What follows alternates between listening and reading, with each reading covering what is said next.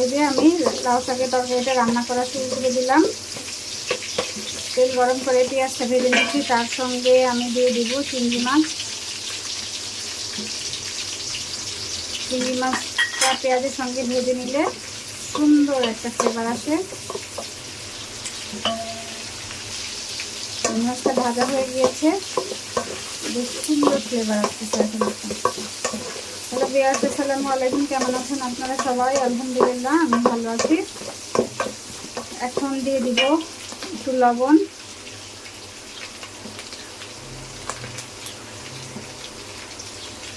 আবার শাকের মধ্যে বেশি লবণ করলে কিন্তু ভালো লাগে না।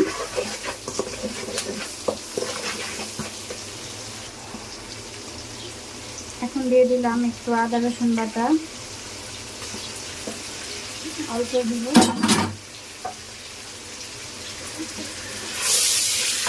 এই ইন্ডাকশনে রান্না করলে হাঁড়ি শুধু নাচানাচি করে, তলাটা হালকা থাকে।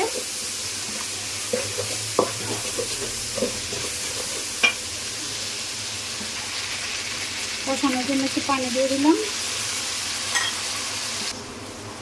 এখন দিয়ে দিলাম একটু হলুদ, চিমটি পরিমাণ, বেশি দিব না। শাকে বেশি হলুদ দিলে কালার কেটকেটা হয়ে যায়। সামান্য একটু মরিচের গুঁড়া দিব, না দিলেও হয়, কাঁচামরিচ দিব আমি। আর একটু ধনে গুঁড়া দিব, অল্প একটু জিরে গুঁড়া দিলাম।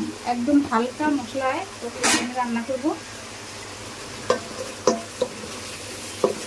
মশলাটা একটু কষিয়ে নিলাম।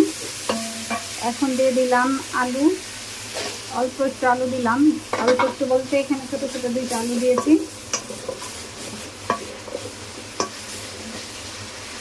আলুটা কষানো হয়ে গেছে, এখন শাকটা দিয়ে দিলাম।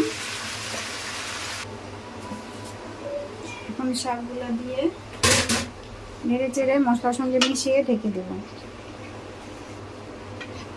আমার কাছে লাউ শাকের ভাজি থেকে বেশি মানে লাউ শাক আর চিংড়ি মাছ দিয়ে ঝোলটা বেশি ভালো লাগে, বা শিং মাছ এই টাইপের মাছ দিয়ে ঝোল তরকারি ভালো লাগে। আর কে কে এইভাবে রান্না খেতে পছন্দ করেন, লাউ শাকের তরকারি ভাজি বাদ দিয়ে? ভাজিও খাই, কিন্তু লাউ শাকের তরকারিটা বেশি ভালো লাগে আমার, অন্যরকম। আর এটা হলো তো গ্রামের শাক, টাটকা টাটকা, সুন্দর ফ্লেভার। টাটকা শাকের একটা সুন্দর ফ্লেভার থাকে।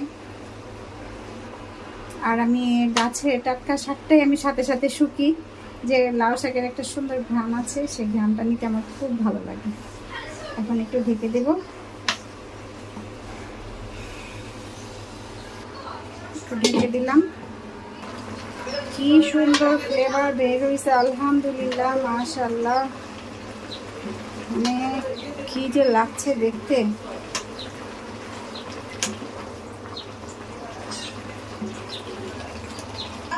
আমি রান্না করতে ড্রয়িং করে নিয়ে আসছে, এটা নিচে আমাদের মেয়ে। তারপর এখানে আরেকটা নিচে, এটা হলো চাউমিন বানিয়েছে পুরি। কি হয়েছে? কি চাও? একটু কাঁচামরিচ দিলাম, কাঁচামরিচটা মাছ দিয়েছি, কারণ আমাদের বাচ্চারা ঝাল খেতে পারে না, এই জন্য। আর একটু হবে, আলুটা আর কিছু দিতে হবে। অনেক সুন্দর রান্না হয়েছে।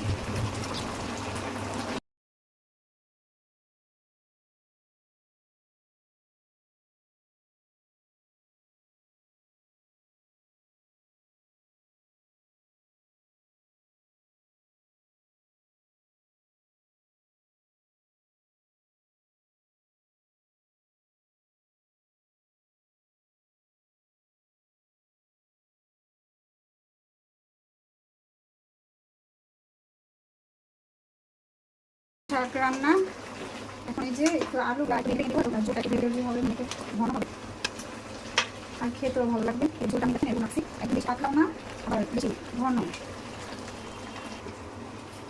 আমার রান্না হয়ে গিয়েছে, এখন নামিয়ে নেব।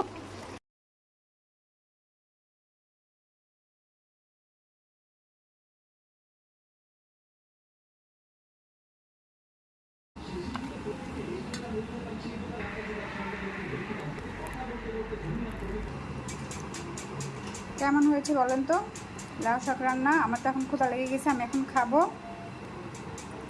কমেন্ট করে জানাবেন। আল্লাহ হাফেজ।